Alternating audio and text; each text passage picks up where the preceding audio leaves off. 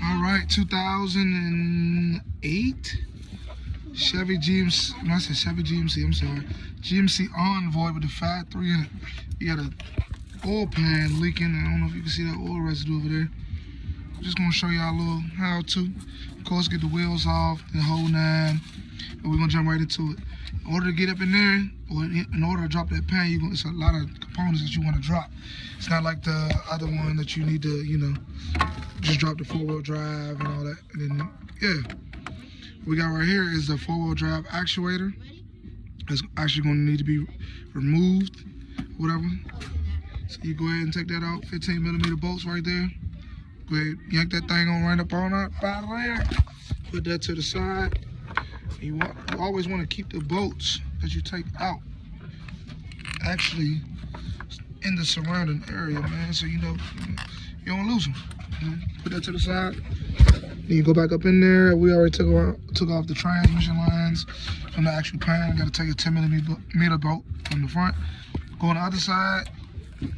No, you don't need to drop no fluid out of this right now, but you might want to do it before you actually drop the pan, or you will have a cluster fuck of oil everywhere. On this side, you're gonna need to do the exact same thing. Taking the drop this. All right, we back with another repair. As you can see, we have a GMC Envoy with the good old 5.3, the trusty dusty 5.3 in it. And we gotta go ahead and get this thing up out of here, man.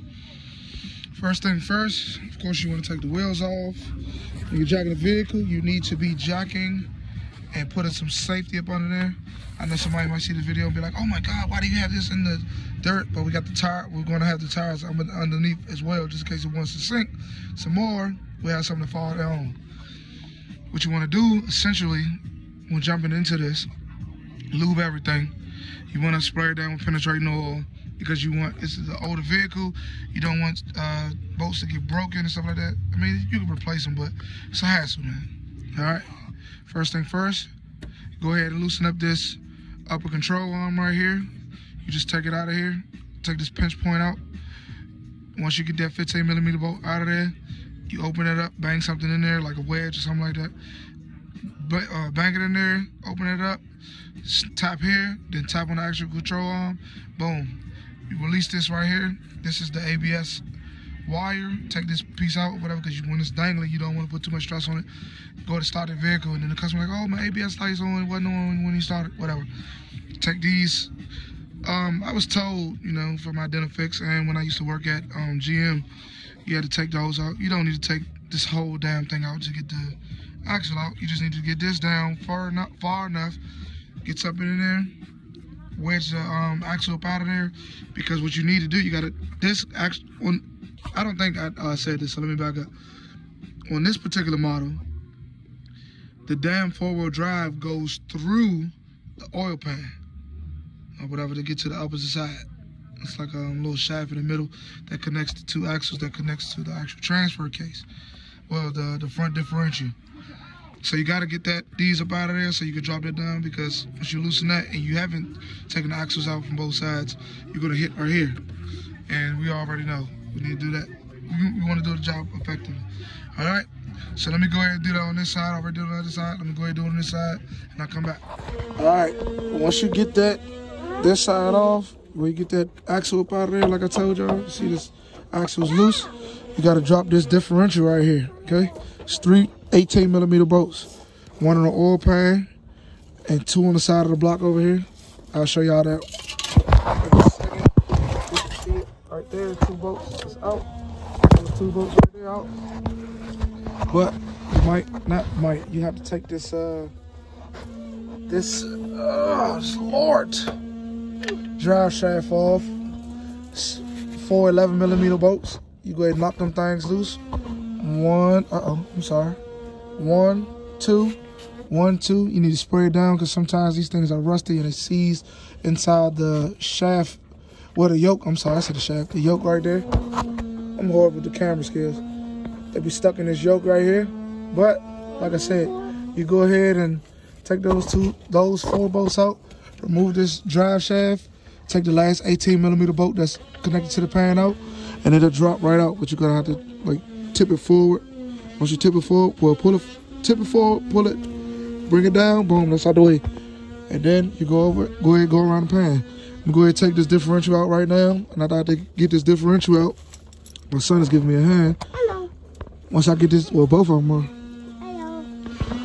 Once I get this differential out, I'll go ahead and start working around the perimeter for the last and final bolts. Take that starter out. Get these last and final bolts out of here. Drain up, loosen up the bolts, drain the oil, and go ahead and take this pan out. What? All right, y'all ready? Let's go. All right, as you can see, we are out. We have the front differential out, and I tell you, this is a pain in the ass. This is the hardest portion of it to do, but I'm going to tell y'all something right now. It always pays to have special tools. I bought this tool. It's by OTC. It is a Ford, like axle shaft remover or something like that. This is the part number right there. OTC 7140. When I say this thing works wonders, all right, this is my problem. This oil pan has a shaft that goes in between it, as you can see. That shaft is right there, right? I couldn't get that out of here.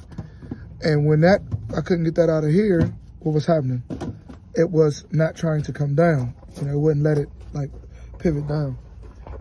All right, so I got my little special tool out. I remember I had that. Got a little smack, tap, tap, tap, tap, tap, right through there.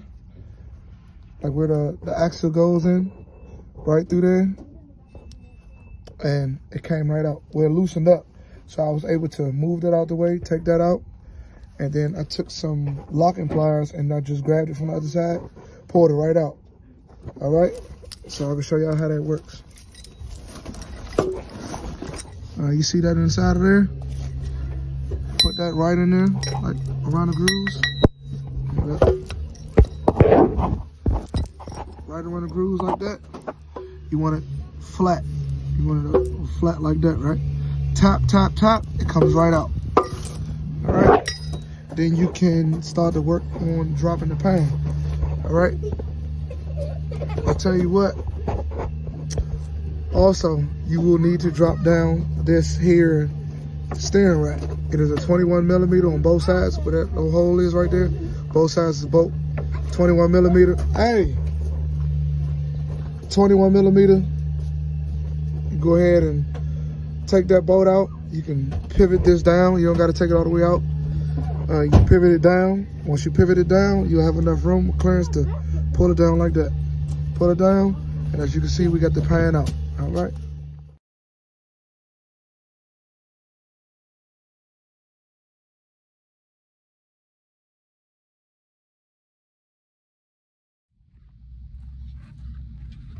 All right, as you can see, she's back in there on this side.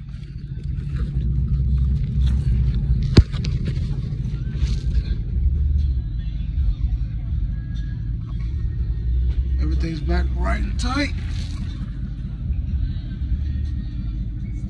No leaks. We had a nasty leak coming down from here, just from the oil just sitting in the pan.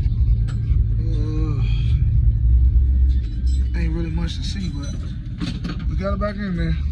She's done. New motor mount up there. New motor mount in. She's good to go.